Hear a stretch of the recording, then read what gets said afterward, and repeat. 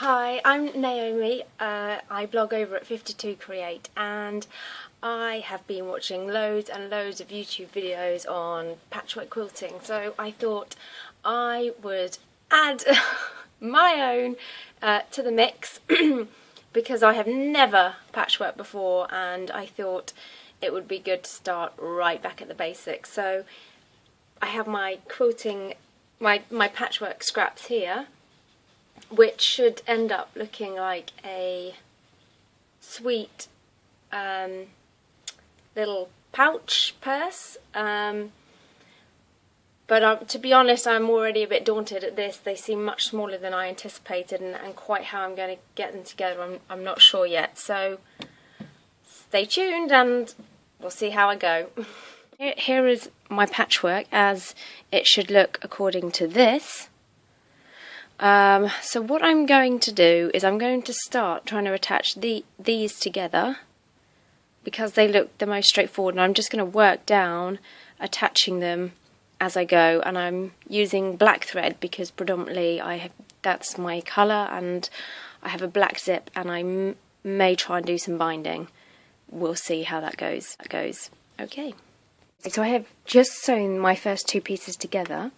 What I did was I just measured 1/4 of an inch, so I knew what that looked like once the fabric was under the foot, and lined it up. So I know that I have to line my fabric up just in between this little end of the foot here. I don't know if you need to go backwards and forwards. When I've seen videos, people don't, but I don't know if that's just because they're being quick. I have, because I'm just that second nature. So if you don't need to, please let me know in the comments section. Okay, first mistake. So I've sewn this together, which actually looks good. But at the bottom here, there's supposed to be another patch there. But I can't. I think what you're supposed to do is sew strips together first. So I should have attached that to the black, and then these two together, then onto this black patterned one. So I'm going to unpick it and stitch it again. Okay, so just to show you, I've put the two right sides together, and then I'm going to stitch a little line straight down here, and I've measured my 1/4 of an inch, so it's ready to go.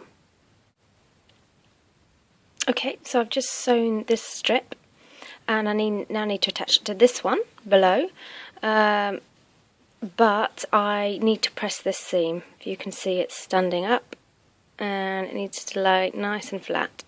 Not too sure why, but I think it just gives a nice, neat to finish, and everywhere that I've looked, people say press, press, press, press, press, press. So press I shall, and then I will stitch. Okay, mistake number 2. I'm a bit of a rough and ready sewer, so I don't pin if I don't need to, and as a consequence I do go wrong. So I've just sewn that the wrong side. Always make sure you have your right sides together, because there I didn't, I had the opposite. So I will unpick it once again and sew it back up. Okay, so this is my patchwork done. I'm now going to just trim all the ends and then iron everything flat. Okay, it's done! Yay! Here it is. So it actually, I didn't time how long that took, but that's probably taken me 15 minutes, even with the ripping. So that's good. I'm the worst kind of sewer. I'm rough and ready, like I said, just if I don't have to pin I won't, if I don't have to iron I won't, and yet, can you see this one? It's slightly wonky! But you can't expect to be a perfectionist if you don't use pins, Naomi. How do you use pins in something so small? That's what I don't quite get, but anyway, here we go. So I'm a bit confused about the quilting process and the lining process and when that all happens, and then when you do the stitching on top. So I'm going to have a little break, go and do some more reading, and then come back to it. Okay. Okay, so I've just cut some wadding to the size of my patchwork, and I have pinned this because I am now, the pattern that I'm following is, I think I'm gonna quilt straight on this without a back, but if it drags, I'm a bit worried it's gonna catch under the foot, then I'll have to add a piece of fabric underneath so it's smoother. And I'm just deciding whether to stitch vertically or whether to go across. I think I'm going to do this because I want it to stand out and pop, and because these are regular sizes, purposefully, I don't want, I'm not sure how it would look, basically, so I'm going to try and go this way. I'll let you know how it goes. What I'm going to do actually is I'm going to take this zip, because that's about the width that I want my lines, you can see that, and I'm going to use that as a guide and start either side, stitch either side of this, so then I've got a nice one in the middle, and then I can work away with my lines, and I think that will be good. Okay, so I used the zip as a guide and I've sewn either side. Good idea, but just don't sew on the zip, which I accidentally did, and then had to unpick one of the lines because it wasn't joined, and then accidentally started unpicking the other side, which then meant I had to unpick both of them, and with wadding on the back it's a nightmare.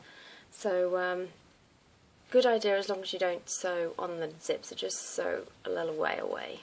So I shall now reveal what it looks like. Oh look, I've actually sewn onto it, but it's okay, it's only at the top there. It's cute. You can't really see it. Can you see that? I'll do the rest and then I'll show you. All done! So here it is. Maybe up close. I love it. I love, love, love it. That's the back. And that's the front. I think it looks nice with the stripes a little, you know, opposite way. Actually, because the longest bit for me was the planning the pattern, this cutting out the pieces, because what you need to do, so this should be, yeah, same size as my piece of paper, but what I did initially is I cut out my fabric this size, forgetting the seam allowance, so you need to leave 1/4 of an inch on each and every side. So that just took me some time to work that out.